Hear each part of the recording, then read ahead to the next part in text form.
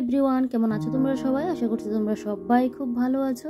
যে যেখানে ঐশ্বরীকে পাই সুস্থ আছো। ত্রিপুরা ছোট্ট একটি গ্রাম থেকে আমি বান্টি তোমাদের সাথে ব্লগ শেয়ার করছি। আই হোপ আজকের ব্লগটাও তোমাদের খুব খুব ভালো লাগবে। আজ হলো মঙ্গলবার, তবে ঘুম থেকে উঠে গেছি কিন্তু 7:10। না হলো তো অন্য সময় মঙ্গলবার দিনকে একটু লেট করে ঘুম থেকে ওঠা হয়, লেট করে খাওয়া দাওয়া, লেট করে রান্না বান্না সব কিছু লেট করেই কিন্তু হয়।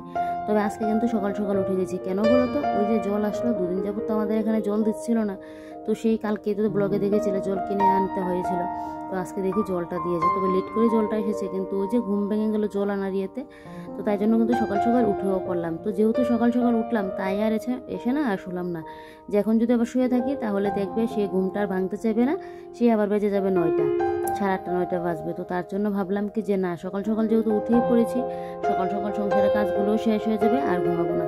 তো তার জন্য আগে দেখো, আজকে কিন্তু আমি আমার ঘরটা আগে গুছিয়ে নিচ্ছি। অন্য সময় তো ঘুম থেকে উঠেই আমার ওই যে রান্নাঘরে ছুটতে লাগে, তবে আজকে এটা না, মঙ্গলবার, কোনো চাপ নেই। আস্তে ধীরে হলেও হবে, দোকানে তো যাবে, তো অতটা চাপ নেই। মঙ্গলবার দিন যেহেতু অফ ডে, তো তার জন্য ভাবলাম যে না, আগে ঘরে কাজটা শেষ করে নিই, তারপর আস্তে ধীরে গিয়ে না হয় রান্না বান্না করবো, টিফিন করবো। একটু লেট হলেও কোনো কিছু হবে না। তবে এই ঘরের কাজটা যদি ফেলে রাখি তাহলে দেখবে আমার আবার ওই ঘরের কাজ শেষ করে এই ঘরের সব কিছু শেষ করতে করতে সে আবার 1টা 1:30 বেজে যাবে। তো তাই জন্য সকাল সকাল যেহেতু উঠেই পড়েছি, তো ভাবলাম যে না, এই কাজগুলো করিয়ে নিই। তো এদিকে দেখো, বিছানাটা ফার্স্টে গুছিয়ে নিলাম, নিয়ে মিক্সিটাকে ভালো করে মুছে নিয়ে এবারে স্ট্যান্ড ফ্যানটাকে মুছিয়ে নিয়েছি। কতদিন যাবৎ কী পরিমাণে গরম দিয়েছিল, এখনও গরম আছে। তবে এই যে সকাল থেকে একটা ঝিরি বৃষ্টি হচ্ছে কিছুক্ষণ বাদে, তার জন্য আকাশটা একটু মেঘলা মেঘলা ভাব আছে। মানে অতটা যে গরম এরকম না, তবে পাখা চালিয়ে বসতে লাগে। ওই যে অঝরে একটা ঘাম ঝরবে, ওই গরমটা কিন্তু নেই। আর কাল তো কি হয়েছে আমাদের এখানে, সকালবেলা একবার কারেন্ট চলে গেলো, তারপর মাঝখানে এসেছিল, তারপর আবার বিকেলের দিকে চলে গেল 4টার দিকে, আবারও সন্ধ্যার দিকে আসলো, তারপর সন্ধ্যার দিকে এসেছে গেল। সেই তো শুনছি নাকি কারেন্টে আসবে না, কারেন্টের নাকি ট্রান্সমিটার নাকি পড়ে গেল। সেই যে কি চিন্তা লাগছিল। আমি এবার এদিকে তাড়াতাড়ি করে রান্নাও বসিয়ে দিলাম।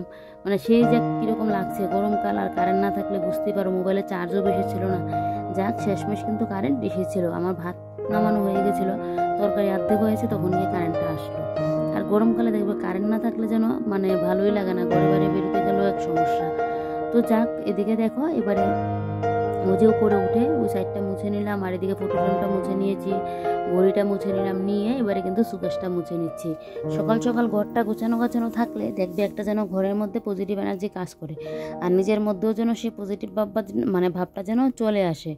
তো সেই সবসময় তো হয়ে ওঠে না, তো যখন পারি তখনই কিন্তু এই কাজগুলো আমি করে রাখি সকাল সকাল। তো এদিকে দেখো সুকেশটাকে মুছে এবারে কিন্তু টিভিটাও মুছে নিলাম। টিভিটা ঢাকা দেওয়া থাকে, তারপরেও দেখবে ধুলোবালি যে কোথা থেকে এত এসে পড়ে, মানে এত পরিমাণে ধুলোবালু। তো যাক, রিমোটগুলোও মুছে নিয়েছি, নিয়ে এবারে কিন্তু টিভিটাকে আবারও কিন্তু আমি ঢাকা দিয়ে রাখবো। এইভাবে যত্ন করে রাখি বলেই না জিনিসপত্রগুলো এখনও এরকম চকচকে আছে। কারণ দেখবে জিনিসপত্র একদিনে তো আর নোংরা হয়ে যায় না, 1 দিন 2 দিন 3 দিন পড়তে কিন্তু সেগুলো নোংরা হয়। তো একটু যদি সময় বের করে এগুলো করা যায় তাহলে নিজের জিনিসপত্রগুলো তো ভালো থাকে, বলো। তো এদিকে দেখো, এই যে টিভিটাও ঢাকা দিয়ে নিলাম, নিয়ে এবারে সোফারগুলোকে একটু ঠিকঠাক করে নেবো। এই যে দেখো সোফাটা কীরকম হয়ে আছে। তো এবারে সোফাটাকে একটু ঠিকঠাক করে নেবো। এই সাইডের সোফাটা বেশ ঠিকই ছিল, কিন্তু মাঝখানে সোফাটার অবস্থাটা দেখো, মানে তো দেখতেও কীরকম লাগছে। তো এটাকে একদম ঠিকঠাক করে নিই। আর আজকে জানো তো বেশ একটা ভালোও লাগছে, ওই যে সকাল সকাল ঘরটা গুছিয়ে নিচ্ছি তাই। আর এদিকে দেখছি আমার 1000 মাদার প্ল্যান্টের ছোটো ছোটো যে মানে ছাঁ বেরিয়েছে, মানে গাছগুলোর মানে পাতাগুলোর উপর দিয়ে তো আবার গাছ বেরোয়। তো কয়েকটা গাছ দেখছি আবার এটার মধ্যে মানে পড়ে আছে। তো আমি আবার তাকিয়ে আছি, এটা আবার কীভাবে হলো, মানে এরকম তো তোমাদের দাদাভাইও করে না, আমিও করি না, কিন্তু এটা পড়লো কীভাবে সেটাই ভাবছি এখন। কারণ তোমাদের দাদাভাইয়ের নাকি এই গাছটা খুব মানে ভালো লাগে, তো ও তো গাছ তুলবেই না, মানে গাছ পাতা থেকে যে গাছ ছিঁড়ে এনে ফেলে দেবে এরকমটা তো করবেই না। তো যাক, বুঝতে পারলাম না কেন এরকমটা হয়। তারপর এদিকে দেখো, এই যে পেছনের রুমে চলে আসলাম, এসেই তো আনলার নিচটাকে ভালো করে মুছে নিয়েছি, নিয়ে এই যে দেখো পুরো জায়গাটা মোছামাছি হয়ে গেছে। আর তোমার দাদাভাই এদিকে মুখ ধুচ্ছে, আমি বললাম যে মুখটা যেন ধুয়ে নিই, আমি এসে টিফিনটা রেডি করবো। তো এদিকে দেখো, এবারে আমি কিন্তু ঘরটা ঝাড় দিয়ে নিচ্ছি। আজকে আর বাসি ঘর না, একসাথে ঘর ঝাড় দিয়ে নিচ্ছি, মানে ওই যে বললাম এই ঘরের কাজ পুরো শেষ করে যাব, তাই। তো এই জায়গাটাকে ঝাড় দিয়ে তারপর বারান্দারও ঝাড় দিয়ে নিলাম। বাইরেটা আর মানে ঝাড় দিতে পারবো না, কারণ ওই যে ঝিরিঝিরি বৃষ্টি পড়ছে তোমাদেরকে বললাম, তো ঝিরিঝিরি বৃষ্টির জন্য না আর বাইরেটা মানে ঝাড় দিতে পারলাম না। আর ওই যে এখন এমনিতে অমাবস্যা আসছে, তারপর কার্তিক পুজো আসছে, তারপর কী যেন আরেকটা বিপত্তারিণী মায়ের পুজো। তো এই আষাঢ় মাসটা না দেখবে এরকম কিন্তু বৃষ্টি থাকেই, ধীরে ধীরে একটা কিন্তু বৃষ্টি হতেই থাকে।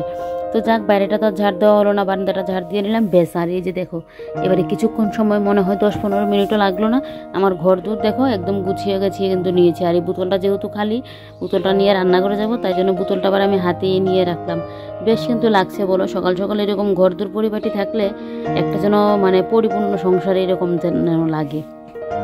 তারপর আর কি রান্নাঘরে এসে এদিকে ব্রাশটা হাতে নিয়ে নিলাম, নিয়ে তো এই যে এখন বসলাম আমি কাঁঠাল, মুড়ি, তারপর চিড়ে, দুধ এগুলো দিয়ে টিফিনটা করছি।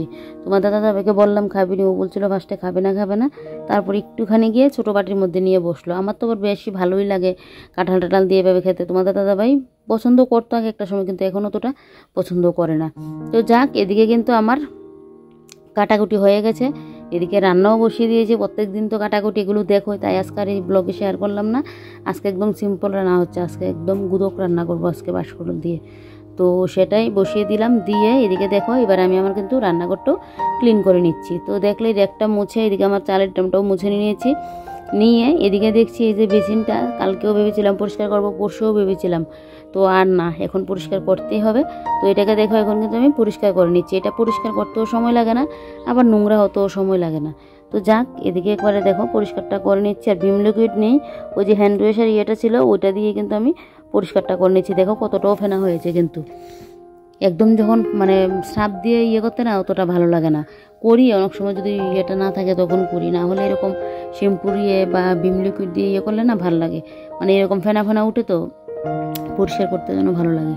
তো যাক, এদিকে দেখো এখানে আবার দুটো ছোটো ছোটো কি যেন গুঁড়ো পড়ে আছে, তো এটাকে আবার তোলার চেষ্টা করছি, এটাকে তুলে নিচে ফেলবো বলে, মানে ইটের টুকরোর মতো ছোটো ছোটো টুকরো, তো এগুলোকে আবার ফেলার চেষ্টা করছি। আর এদিকে ওই যে বেসিন তো আমার পুরো পরিষ্কার করা হয়ে গেছে, এবারে জল দিয়ে ধুয়ে নিলে বেশ। তো দেখো আরেকটুখানি আবার মাজা ঘষা করে নিচ্ছি। তো এদিকে আমার মাজা ঘষা হয়ে গেছে, এবারে চলো জলটা দিয়ে পুরো বেসিনটাকে ধুয়ে নিই। আর দেখবে কি চকচকে হয়ে গেছে, স্টিলের বেসিন না এরকমই। তোমার দাদাভাই একবার বলেছিল ওই যে আমার ঠাকুরের বাসন, থালা বাসন মাজার জন্য ওই বেসনের রুমে একটা করে দেওয়ার জন্য। কোনো সময় তো কী পরিমাণে রোদ দেয়, সেই রোদে একবার গিয়ে বাথরুম থেকে ধুয়ে আনা, আবার এগুলোকে সন্ধ্যাবেলা আবার নিয়ে ধোয়া। তো বলছিল ঘরে থাকলে তো আমার সুবিধা হবে, যখন পুজো দেবো তখন ধুয়ে নিতে পারবো, বা পুজো দিতে এসেও কিন্তু এগুলো আমি ধুয়ে নিতে পারবো। তো ও বলছিল, তাই আমি আবার বলছিলাম কি লাগবে না, আমি ওই বাথরুম থেকে গিয়ে আনতে পারবো, বেশি রোদ উঠলে গিয়ে সমস্যা, না হলে তো কোনো অসুবিধা নেই। আর আমি পুজো দিয়ে সাথে সাথে মাজা ঘষাটা করিনি, কোনো সময় অতিরিক্ত রোদ দিলে তখন সাথে সাথে আর করি না। তারপর এদিকে দেখো এই যে এদিকে এবারে এই নিচটা ভালো করে একটু মুছে দিচ্ছি, আর এদিকে বেসিনের নিচটাও কিন্তু আমি মুছে নিয়েছি। আর এদিকে এই কাজগুলো করতে করতে আমার প্রেশার কুকার কিন্তু সিটিও দিয়ে দিল, এই যে দেখো গুদুক কিন্তু হয়েও গেল। তো এবারে ভালো করে গুটে নিচ্ছি। কড়ার মধ্যে করতে গেলে তো কতটা সময় যে লাগতো, গ্যাসও যেত, আর এদিকে তো রান্না করতেও কতটা সময় লাগতো, সেদ্ধ হয়েছে কিনা কতবার করে দেখতাম। তো প্রেশার কুকারে 3-4টা সিটি দিয়ে দাও, একদম পুরো হয়ে যাবে। তো এই যে দেখো পুরো কিন্তু হয়ে গেছে, এবারে ভালো করে না একটু গুটে নিচ্ছি, আর নুনটা চেখে দেখবো, তাহলেই বেশ হয়ে যাবে। তো এই যে দেখো এখন তো একদম পুরোপুরি সব পারফেক্ট আছে। তো তার জন্য দেখো এই এটার মধ্যে নিয়ে নিচ্ছি, মানে এটার মধ্যে নিয়ে নিলাম। এটা যেহেতু ঢাকা দেওয়া আছে সুবিধাও হবে রাখতে গেলে। এগুলো না আমি অনলাইন থেকে নিয়েছিলাম, একসাথে মনে হয় 5টা না 6টা ছিল, 5টা মনে হয়েছিল, ছোট তারপর মাঝারি এরকম করে সাইজ।